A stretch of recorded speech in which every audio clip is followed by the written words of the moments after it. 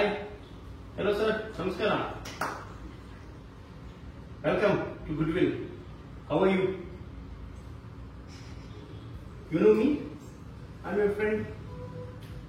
He's my friend. He's my friend. He's a 1 ವರ್ಷ 3 ತಿಂಗಳು 1 year 3 months.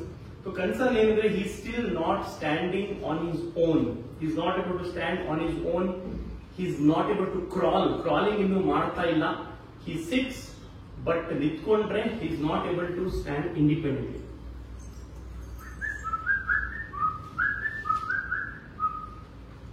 Hi, hello handsome. Nadi ನನ್ನ ಜೊತೆ. Come on, let's go for a walk. So this is called as milestone delay.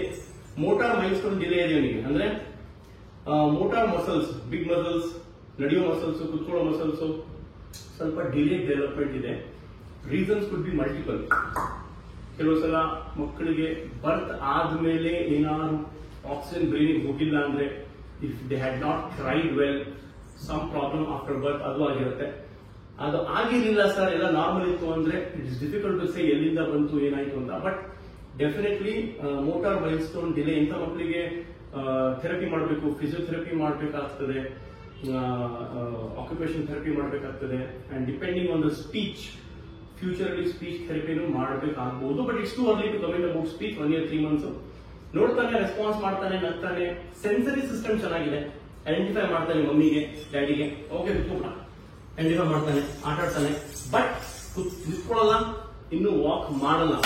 So definitely ಇದಕ್ಕೆ mile stone delay ಅಂತ ಹೇಳ್ತಾರೆ. ಇಂಥ ಮಕ್ಕಳು ನೋಡಿದ್ರೆ ಇಗ್ನೋರ್ ಮಾಡಬೇಡಿ.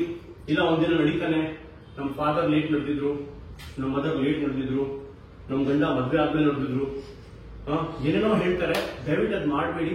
ಯಾಕಂದ್ರೆ ಕೆಲವು ಮಕ್ಕಳಿಗೆ ನ್ಯಾಚುರಲ್ ಆಗಿ ಲೇಟ್ ನಡೀಬಹುದು. That is there, possibility is there. But you cannot give benefit of doubt in such cases. It might be a problem, it might be a neurological issue, it might be some kind of motor system issue. ಅದಕ್ಕೆ ಒಂದು opinion ತಗೊಳ್ಳಿ, paediatrician opinion ತಗೊಳ್ಳಿ, if required therapy ಶುರು ಮಾಡಿ. ಯಾಕಂದ್ರೆ ನೀವು 2 years ತನಕ wait ಮಾಡಿ, after 2 years by realising late ಆಗ್ಬಿಟ್ಟು is not walking, let us go to therapy ನಾವು, ನಿಮ್ಗೆ ಆಲ್ರೆಡಿ 6-8 months ವೇಸ್ಟ್ ಮಾಡಿರ್ತೀರ. ಅದಕ್ಕೆ ಪ್ಯಾನಿಕ್ ಆಗಬೇಡಿ, ಭಯ ಪಡ್ಕೋಬೇಡಿ. Go and take one suggestion. Sir ಈ ತರ ಇದೆ, ಮಗು 1 ವರ್ಷ 2 ತಿಂಗಳು 3 ತಿಂಗಳು 4 ತಿಂಗಳು ನಿಂತ್ಕೋತಾ ಇಲ್ಲ, ಇನ್ನು ಮೂವ್ಮೆಂಟ್ ಮಾಡ್ತಾ ಇಲ್ಲ, ಮುಂದೆ ಹೋಗ್ತಾ ಇಲ್ಲ, ಟೇಕ್ ಒನ್ ಒಪಿನಿಯನ್.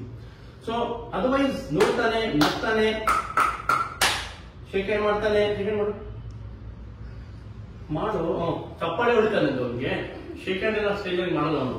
ಕೊರೋನಾದಿಂದ ಅವನಿಗೆ ಮೈಂಡ್ ಅಲ್ಲಿ ಕೈ ಒಟ್ಟು ಮಾಡೋದು ಅಂತ ಗೊತ್ತಿದೆ. ನೋಡಿ, ನಂದು ಲೆಕ್ಚರ್ ಕೇಳೋಕೆ ಇಷ್ಟ ಇಲ್ಲ ನನಗೆ. ಅಯ್ಯೋ ಡಾಕ್ಟರ್ ತಲೆ ತಿಂತಾ ಇದಾರಪ್ಪ, ಇಲ್ಲಿ ಬಂದೆ ನಿಮ್ ಬಗ್ಗೆನೇ ಹೇಳ್ತಾ ಇರೋದು ನಾನು. 1 ದಿನ ನೀವು ಓಡ್ತೀಯ, ಒಂದು 6 months ಅಲ್ಲೇ ಓಡ್ತೀಯ, 2 years ಅಲ್ಲಿ 2.5 years ಅಲ್ಲಿ ಜಂಪ್ ಮಾಡ್ತೀಯ, 3.5 years ಅಲ್ಲಿ